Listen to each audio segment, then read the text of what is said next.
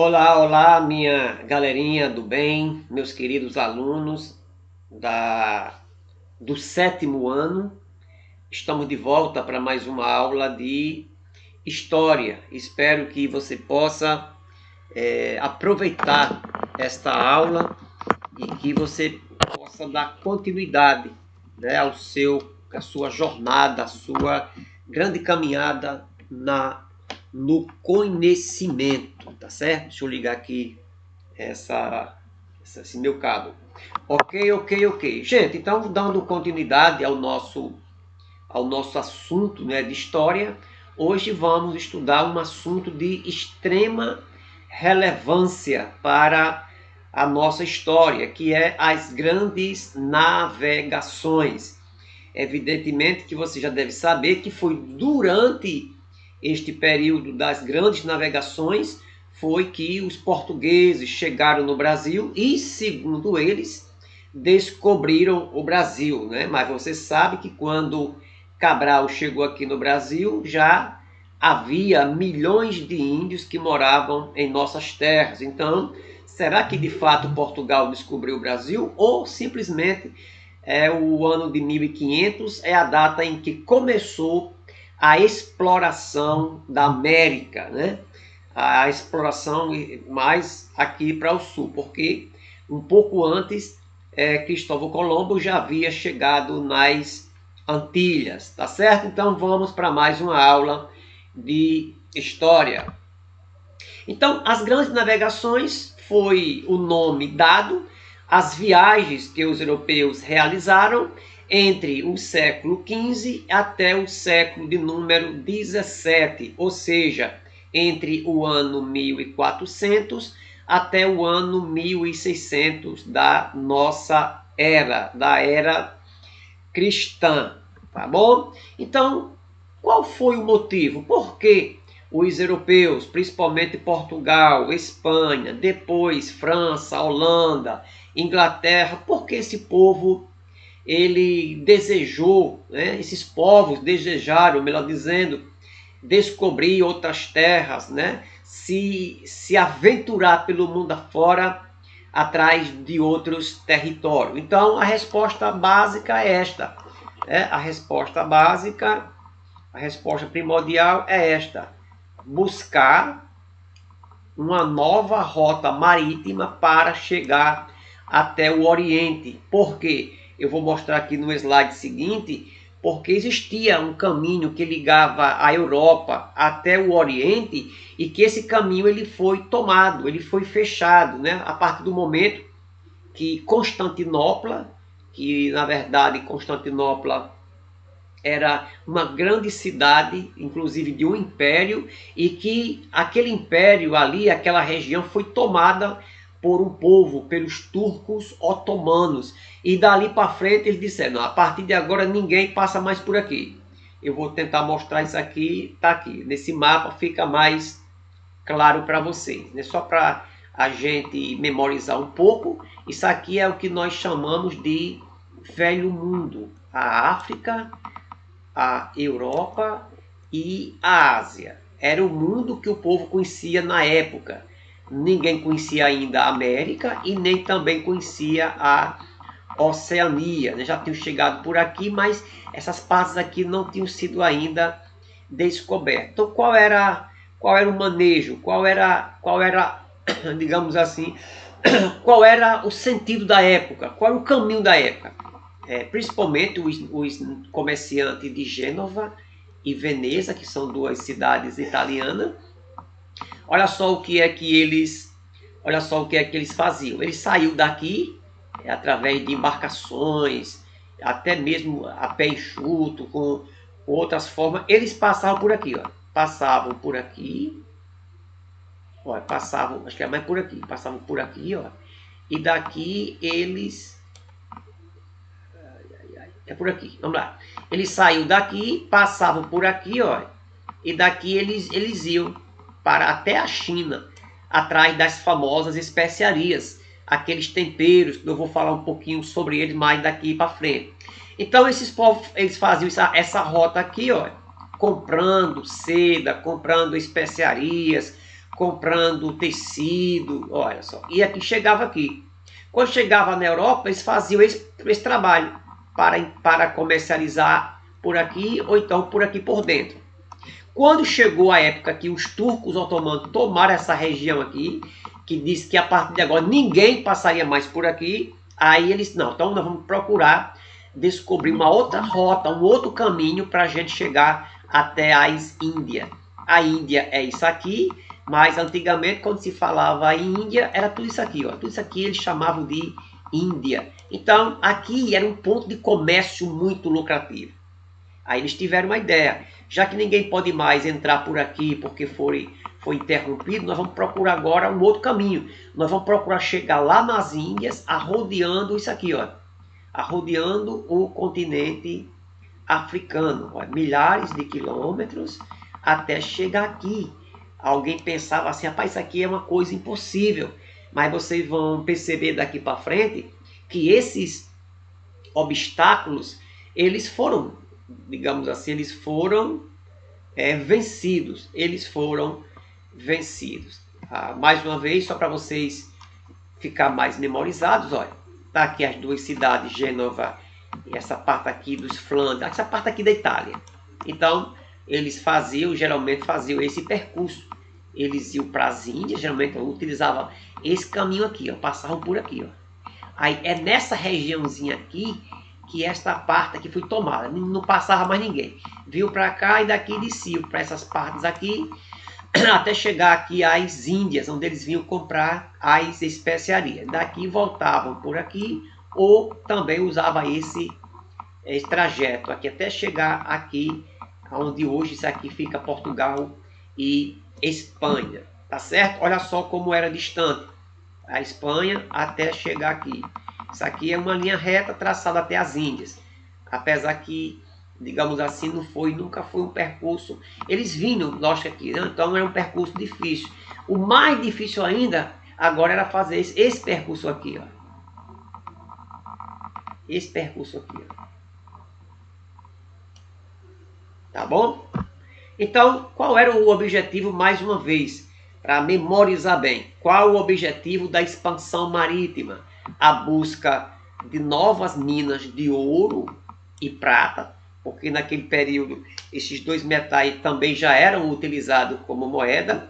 Expandir a fé católica, porque naquele momento a Europa já estava fervilhando, né, com a ideia aí da reforma protestante, e o cristianismo estava sofrendo bastante ataque. Então, a Igreja Católica buscava expandir o que nós chamamos aí da sua fé católica, né? E a busca de especiarias e produtos de luxo, como nós já havíamos anunciado antes, né? E também em busca de novas terras, Portugal saiu na frente dessas grandes navegações. Aí você poderia me perguntar, pastor, por que Portugal saiu na frente? Porque Portugal foi o primeiro país a sair daquela região ali onde eles viviam, navegando ali pequenas extensões de terras, com barcos diferenciados. Porque Portugal ele se lançou no mar para buscar essa outra rota para as Índias, descobrir novas terras, e juntamente com essas caravanas, os jesuítas, os padres, e estavam também querendo expandir a fé católica. Nós vamos ver aqui algumas razões por que isso aconteceu. A posição geográfica, digamos assim, privilegiada de Portugal, era um país que fazia limite, fazia logo fronteira com o Oceano Atlântico. Existia em Portugal uma burguesia, né, que a burguesia é a classe dos comerciantes que viviam aliados com o rei, que eles estavam dispostos, né, a investir no comércio marítimo, investir dinheiro para que eles pudessem crescer mais, né, vender mais, ter outros mercados. E também Portugal ele possuía a famosa escola de Sagres. A escola de Sagres, que era uma escola que formava os cartógrafos da época. Era uma escola que ensinava a arte da navegação.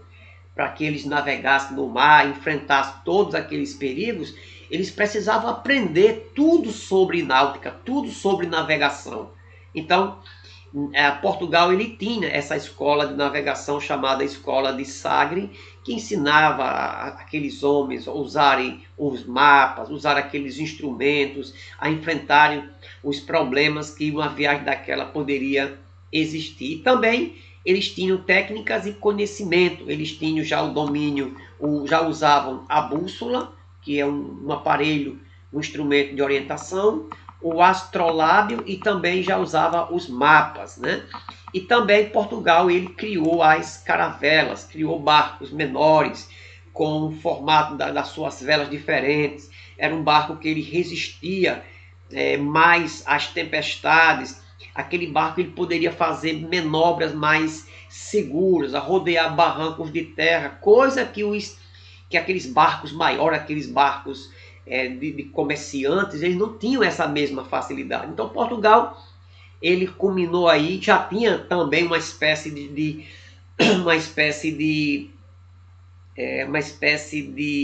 unidade, uma certa paz na política. O país estava vivendo já era um país formado, organizado.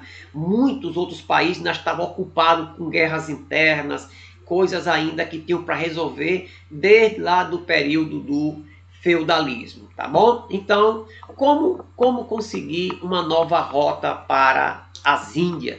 Era a pergunta que os comerciantes, os europeus, começaram a fazer, né? Então, a solução, como eu já havia dito para vocês, era navegar pelo Oceano Atlântico, mas aí daí começavam a surgir os problemas.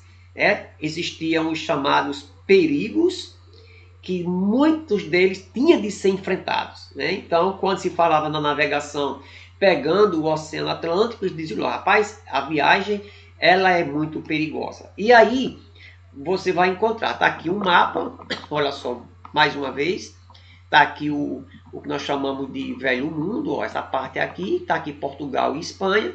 Ele não poderia mais entrar por aqui e chegar até as Índias, então agora era descobrir uma outra rota, um outro caminho. Então, Portugal estava aqui, ó, era muito privilegiada a posição geográfica de Portugal. Então, Portugal dizia o seguinte: nós vamos navegar a costa da África e vamos chegar até as Índias, né? Região aí que até então desconhecida, essa parte aqui, né? Então, em muitos mitos, muitas lendas, eles pregavam, eles acreditavam sobre essas viagens, sobre esta região aqui. Diziam que era uma área praticamente quase que intransponível. Esse cabo aqui, segundo eles, isso aqui era chamado Cabo das Tormentas, pela violência dos ventos, pelos problemas que aconteciam ali. É tanto que vocês vão observar quando Bartolomeu Dias ele chegou aqui no Cabo da Boa Esperança, aqui ele mudou, chegou aqui, achou tudo muito calmo, diferente daquilo que ele tinha escutado, e dali mudaram o nome de Cabo das Tormentas para Cabo da Boa Esperança. E eles começavam quando se falava em viajar pelo oceano, então existiam muitos perigos imaginários, como eu já havia dito. Existiam muitas histórias, existiam muitos mitos. Quando se falava, eles diziam, rapaz, o Oceano Atlântico ele é todo habitado por monstros. São monstros monstros terríveis, que são capazes de arrebentar com uma caravela, de arrebentar com todo um barco, né? Sem falar que eles acreditavam que a Terra era quadrada, eles acreditavam também que a Terra ela era achatada como se fosse uma pizza. Se falava muito que na linha do Equador as águas ferviam e quem chegasse lá morria, né? E também eles acreditavam que os mares eles eram compostos de muitos monstros, né? Que que dominavam aquela região, né? Então, isso aqui é uma gravura do ano de 1558, como é que eles imaginavam ser o Oceano Atlântico. Eram aqueles famosos monstros imaginários. Depois, também, tá aqui, olha só como é que eles concebiam o Oceano Atlântico da época, cheio de monstros, né? E também acreditava que se você fosse navegando, você chegaria num determinado local que a Terra acabava. Quem fosse navegando, ali terminava num imenso abismo sem fim, que as pessoas caíam e ali eles se destruíam. E a ideia dos mares ser habitados por monstros e serpentes marítimas, né? Marinhas, melhor dizendo. Agora também a gente sabe que tinha os chamados perigos reais, perigos que de fato existiam. E aqui nós conseguimos destacar alguns. Os ventos desfavoráveis, então para eles navegar, eles iriam enfrentar muitos ventos, contrário ao navio, porque você, não sei se vocês sabem, mas quando você vai navegando, de acordo na direção do vento, o vento ele vai ajudando você, vai ajudando o barco, mas navegar contra o vento é muito difícil, né? Os barcos corriam o risco de afundar, ou então mesmo de as velas se quebrarem pelas forças dos ventos, né? Também existia a ameaça dos navios, dos barcos encalhar em bancos de areia, de pedra. Tinha as doenças desconhecidas, eles entravam naquelas caravelas, né? E passavam vários meses, então muitos deles morriam na viagem, muitos deles não retornavam para casa.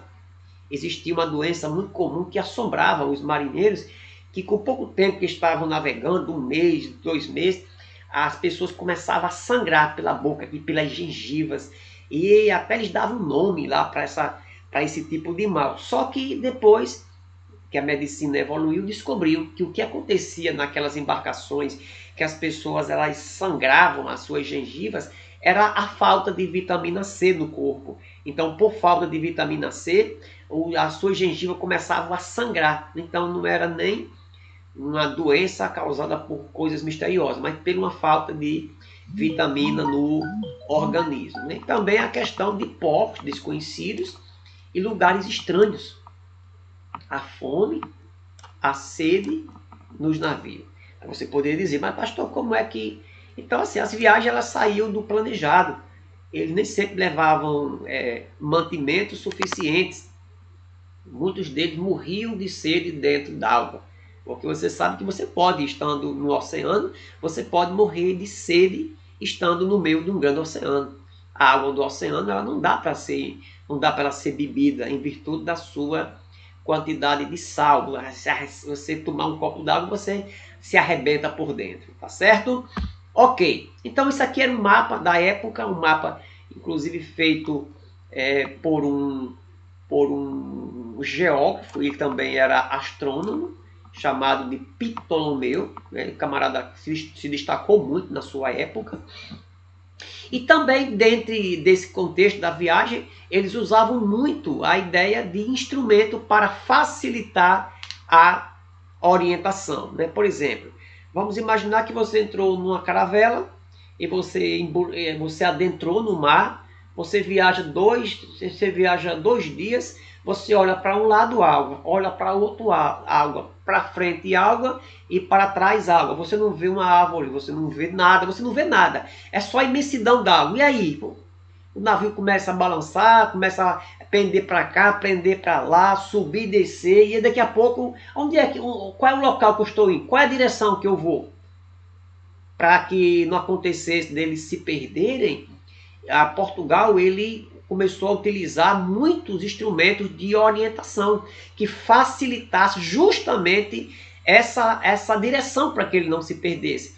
Na época a bússola já existia, né? Foi inventada pelos chineses, e Portugal usava a bússola, né? Sabia através da bússola onde é que ficava o norte, o sul, o leste, o oeste, todos aqueles pontos cardeais, colaterais e subcolaterais que vocês aprenderam no 6º ano, né? Além da bússola, eles também tinham o astrolábio, que eles usavam para medir a altura dos astros, né? Olhava as estrelas e aí mediu direitinho para saber as posições.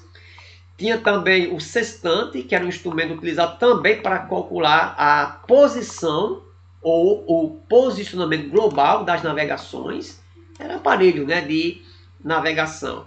E tinha também a balestilha. A balestilha era um instrumento complementar da esfera armilar, utilizado para medir a altura em graus que une o horizonte ao astro e dessa forma determinar os azimutos. Mas traduzindo aqui eram aparelhos que eles mediam a direção dos astros, a posição dos astros, a altura dos astros. Eles começavam a medir em graus, né? Alguns sistemas aí de medições que facilitavam. Eles sabiam que determinada constelação estava naquela direção, eles sabiam que o local onde eles iriam ficava para outra direção. Então, todos esses instrumentos, eles facilitavam a orientação. E por último, tinha também as famosas caravelas, que eram aqueles barcos específicos, melhores do que aqueles navios, aqueles barcos dos comerciantes. E daí esses barcos, essas caravelas, elas eram capazes de transportar grandes quantidades de mercadorias e também de homem, né? Então esses marinheiros, dentro dessas caravelas, né, eles levavam soldados, padres, ajudantes, médicos e até mesmo escrivão para registrar tudo durante aquela viagem, né? Nós vamos observar que na expedição, naquelas viagens que Cabral, na viagem que Cabral fez para o Brasil, ele trouxe na sua viagem uma pessoa, Pero Vaz de Caminha, que era o escrivão, foi quem escreveu, foi quem mais ou menos relatava o que acontecia e o que eles encontraram aqui nas terras brasileiras, tá bom? Aqui você vai ter uma imagem bonita de algumas caravelas, né? Aqui nós temos as especiarias, que era o sonho de consumo lá do pessoal. Esses produtos, eles eram temperos, a maior parte deles eram temperos, que eram colocados nos alimentos para dar gosto, para conservar. Aí você vai ter aqui, você vai ter a canela, você vai ter o cravo, você vai ter o coentro, você vai ter a noz moscada e por aí vai. Olha só, a pimenta do reino. Você sabe que a pimenta do reino é um tempero muito especial. Imagina só você comer um franguinho, comer uma carne, se não tiver ali aquela pimentinha do reino para dar aquele gostinho especial. O cravo da Índia, que era muito importante, a canela em pó, né, que a gente chama canela da Índia, o açafrão, que é muito até hoje esses temperos são muito usados ainda hoje, né? Você vai ter o gengibre, você vai ter a mostarda, você vai ter o coentro e também vai ter a noz moscada, que eu já havia dito. Além disso, eles compravam seda, eles compravam outros objetos, outros utensílios, muitos deles utilizados pelos europeus. Então eles iam pegar lá nas Índias e traziam e negociavam lá com os europeus, tá certo? Então aqui só dizendo que essas especiarias, elas davam muito lucro para quem conseguisse lá na Índia nas Índias comprar e vender lá na Europa de um modo geral, né? Então compensava o perigo, né? Então aqui nós temos as principais viagens realizadas por Portugal de um modo geral, né? Então aqui você vai encontrar várias viagens feitas por Portugal, muitas delas curtinhas. Por exemplo, em 1415, Portugal chegou aqui em Ceuta, aqui, ó, bem pertinho, mas chegou. Ceuta, ao norte da África. No ano 1419, chegou na Ilha da Madeira, também aqui, está aqui, ó, Ilha da Madeira. No ano 1427, chegou nas Ilhas dos Açores, depois no Cabo Bojador. No ano de 1456, chegou no Cabo Verde, já aqui na África, ó, rodeando na África. Não sei se vocês percebem, eles vinham e voltavam, ia aumentando, né, a rota, até que chegando o ano de 1488, né? O Bartolomeu Dias, ele chega aqui no Cabo da Boa Esperança, ele chega aqui, ó, tá aqui, Bartolomeu Dias chega aqui no Cabo da Boa Esperança. Depois,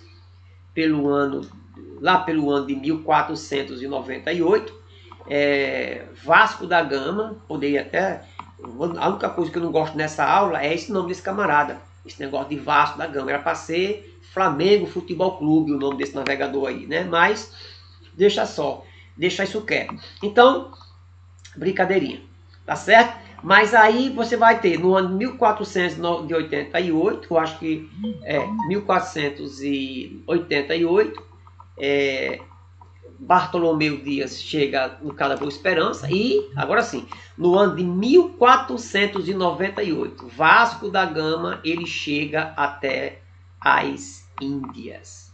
Foi uma viagem fenomenal. Vasco da Gama voltou para a Europa, voltou para Portugal e foi considerado um grande herói durante aquele período das grandes navegações, tá certo? No ano de 1500, Pedro Álvares Cabral, ele chega ao Brasil, e eu vou até falar depois um pouco sobre isso, né? Então Cabral vem, e chega ao Brasil em Porto Seguro, na Bahia, e ali, desculpa aí a minha rinite, e nós vamos falar um pouco sobre isso, né? E depois Portugal ainda fez ainda algumas viagens. A viagem feita por Cabral para o Brasil, antigamente se dizia o seguinte: não, Cabral saiu para fazer o mesmo percurso de Vasco da Gama, para chegar até as Índias, mas ele preferiu fazer uma rota mais aberta, fazer uma rota mais aberta. E daí ele chegou aqui no Brasil de maneira acidental. Ele foi empurrado para cá por alguns ventos. Depois foi que chegou ao seu destino que ele queria ir. Só que essa possibilidade, essa hipótese, hoje, ela está sendo muito desconsiderada. Por quê? Porque no ano de 1500 já tínhamos notícias na Europa de que Cristóvão Colombo já tinha chegado aqui na América. Para vocês terem uma ideia, Colombo chegou aqui na América, aqui por perto aqui das Antilhas, aqui nesse local, saiu aqui da Espanha e chegou até aqui. Quando ele chegou até aqui, que voltou para cá e disse que tinha chegado nas Índias, Portugal, com a sua perspicácia, com o seu conhecimento que tinha já de navegação, pensou assim: sabe uma coisa? Aquele camarada chegou, foi em terras novas, terras diferentes. Vamos organizar uma expedição rapidamente e vamos fazer esse percurso. Então, possivelmente, é quase certo, Portugal já sabia muito bem que existia terra aqui nesta região. Outra coisa também que possibilita foram os tratados que já tinham sido assinados entre Portugal e Espanha, que dizia que partia as terras entre Portugal e Espanha. Essas terras que ficassem para o oeste, né? Ou melhor, para o leste, aqui seria de Portugal, e as descobertas para o oeste seria da Espanha. Então, quando eles fizeram o primeiro tratado, chamado de Intercoetera, salvo engano, essa linha ela passava aqui, ó, no meio, não pegava nada. Portugal só ia ficar com água. Aí Portugal não aceitou esse tipo de divisão, aí empurraram essa linha mais para cá. Aí por essa linha, por esse tratado chamado de Tordesilhas, Portugal já ficava com essa beirinha aqui do Brasil. É justamente o que aconteceu. Então, o Brasil não foi, entre aspas, descoberto de maneira acidental e muito menos descoberto, né? Porque já existia índio, já existia gente morando em terras tupiniquis. Aqui é só para ficar mais visualmente a ideia das principais viagens de Portugal. Você vai ter aqueles caminhos, né, que antigamente Portugal fazia, olha só. Depois esses caminhos não foram mais permitidos. Aí daí a pouco veio a ideia de navegar por outros caminhos. As três principais viagens realizadas por Portugal, tá bom? Essas viagens eles fizeram assim. Vamos ver aqui. Bartolomeu Dias chegou até o Cabo da Boa Esperança e voltou. Depois Vasco da Gama fez todo o percurso e chegou até as Índias. E Pedro Álvares Cabral chegou até o Brasil e depois continuou sua viagem e foi também para as Índias. Esse camarada aqui, Américo Vespúcio, ele era um cartógrafo e também era navegador.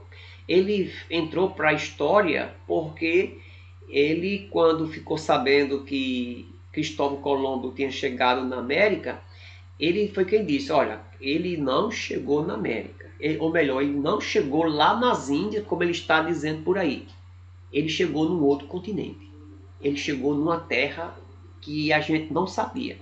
Então, a tese dele se confirmou, e daí, para fazer uma homenagem a ele, colocaram o nome do novo continente de América, uma homenagem a Américo Vespúcio. Né? Em relação a Cristóvão Colombo, tudo indica que Cristóvão Colombo foi quem descobriu a América, foi quem, segundo a história, teria pisado pela primeira vez aqui em solos americanos. Né?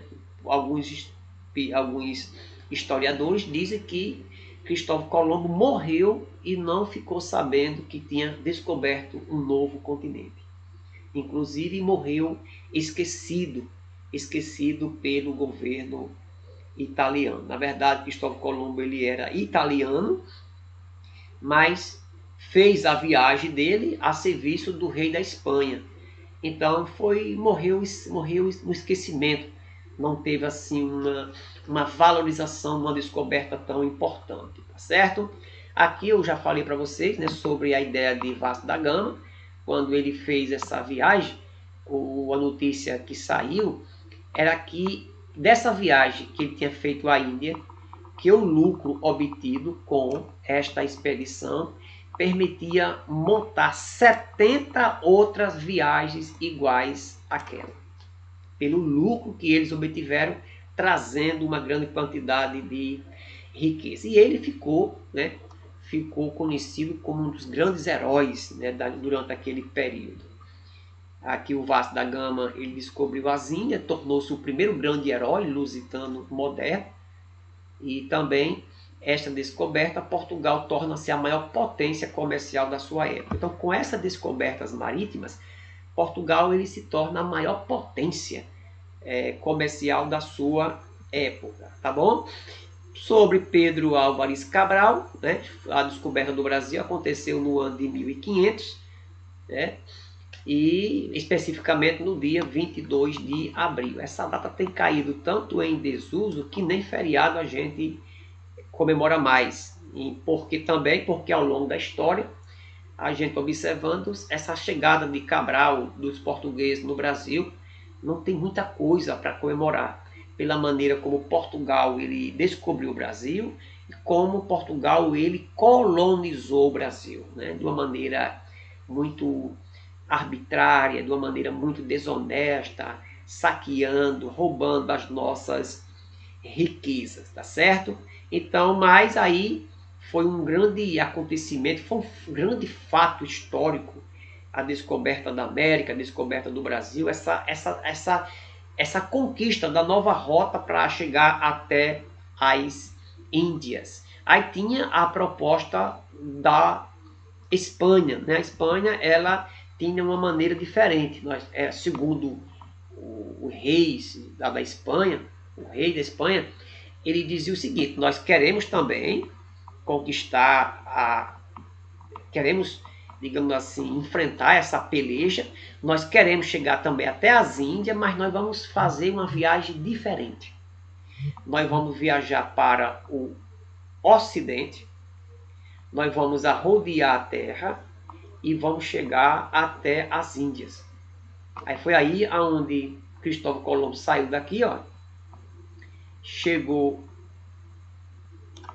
até aqui, deixa eu fazer a rota perfeita. Saiu daqui, veio por aqui, chegou aqui nas Antilhas, aqui nas Bahamas, e depois ele retorna, dizendo que tinha chegado aqui nas Índias, mas não tinha chegado. Depois você vai encontrar digamos assim, esse camarada aqui chamado de Fernão de Magalhães, ele faz uma viagem também para a Espanha. Ele chega aqui no Brasil, ó, e desce aqui na costa brasileira, contorna tudo isso aqui, ó. Ele passa por aqui, ó, e vai de oceano adentro. Aí ele aparece aqui, ó. Você sabe que isso aqui é como se fosse a Terra tivesse aberta, como se fosse se você tivesse pegado um rolo de pastel e tivesse aberto a Terra tivesse ficado chatinha. Essa regiãozinha aqui é essa mesminha aqui. Então eles viajaram por aqui e saíram aqui.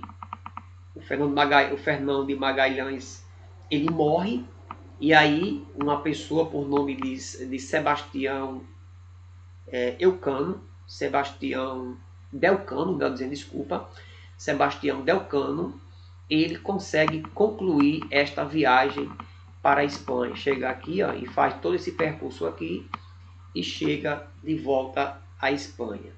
As duas viagens mais conhecidas da Espanha foi a de Cristóvão Colombo chegando na América e a outra de Fernão de Magalhães, que deu uma volta no mundo, né? Provando também que eles estavam certos, que poderiam circular a Terra. Com isso cai por terra até mesmo uma cosmovisão da Igreja Católica e do mundo da época, que pregava e dizia que a Terra ela era plana, que a Terra ela tinha duas extremidades que serviam como dois abismos. Então se comprovou por esta época que a Terra ela era redonda, né? Não era dessa maneira que a igreja, que as pessoas concebiam na época. A viagem espanhola, eu já falei sobre isso aqui, a gente não tem necessidade de ver novamente, tá bom? Só sobre a viagem de Cristóvão Colombo. Cristóvão Colombo, ele saiu da Espanha com 3 caravelas e ficou conhecida como Santa Maria, Pinta e Nina. Depois deles navegarem 2 meses, aproximadamente 60 dias, enfrentando fortes ventos, eles chegaram até o novo continente. É por isso que aqui a América ela é chamada de Novo Mundo, porque foi descoberta depois do Velho Mundo. Aqui nós temos uma foto de Cristóvão Colombo. Ele era italiano, ele era um genovês que chegou até ao rei da Espanha. Os historiadores dizem que ele chegou em primeiro lugar em Portugal, dizendo que tinha esse sonho de fazer essa viagem, dar uma volta na Terra todinha e chegar lá nas Índias. Mesmo por mais que a Portugal tivesse já esse conhecimento todinho da cartografia, um pouco mais sobre a arte da navegação, o Portugal ele não abraçou. Achou que era muito grande, era muito arriscado, era muito custosa esta viagem. E aí ele procurou o rei da Espanha, que topou o desafio e abraçou o sonho aí de Cristóvão Colombo, né? E de Cristóvão Colombo. E aí, ao chegar à América, Cristóvão Colombo, quando viu os habitantes, ele deu o nome deles de índios, porque pensava que eles tinham chegado lá, ele tinha chegado lá nas Índias. Então, até hoje a gente chama os nossos nativos, os aborígenes, né? Os nossos nativos de índios, porque Cristóvão Colombo deu o nome desses homens de índios, porque pensava que eles tinham chegado até nas Índias, quando de fato ele chegou em um novo continente, né? Então, para a gente encerrar a aula, só para a gente ficar aqui com a cuca um pouco quente, a pergunta que se faz é esta: descoberta, encontro ou invasão da América? Então, quando os portugueses, quando os espanhóis, eles chegaram em terras americanas, será que na verdade eles descobriram? Será que na verdade eles, nesse encontro do homem europeu com o americano, será que isso foi uma coisa boa? Será que de fato houve uma descoberta, ou houve uma dominação, ou houve uma invasão, ou houve uma verdadeira mortandade, um genocídio, desses índios que moravam no Brasil, que moravam na América. Tá certo? Então, quando você lê a história, você perde um pouco o encanto, porque antigamente os livros de história contavam a história dessas grandes descobertas como se fosse um ato de um grande heroísmo. Tem sua relevância histórica, porque as terras foram descobertas, ou foram, digamos assim, foram colonizadas, mas à custa da morte de milhões de nativos. Então, é como se não tivesse muita coisa boa para se comemorar, tá certo? Isso aqui eu não vou nem explicar, não. Eu expliquei isso aqui no começo, aquele famoso tratado de Tordesilhas, quando a América foi descoberta, aí no ano, olha só, no ano de 1494, antes de 1500. Então, antes de 1500, Portugal e Espanha já brigavam por isso aqui. Então, mostrando que Portugal já sabia que tinha novas terras nessa direção. Aqui nós temos uma atividade que a gente passou para vocês, está passando para vocês, e aí ela é composta de 7 perguntas, tá certo? Que vocês possam concluí-la e passar para mim até a próxima semana.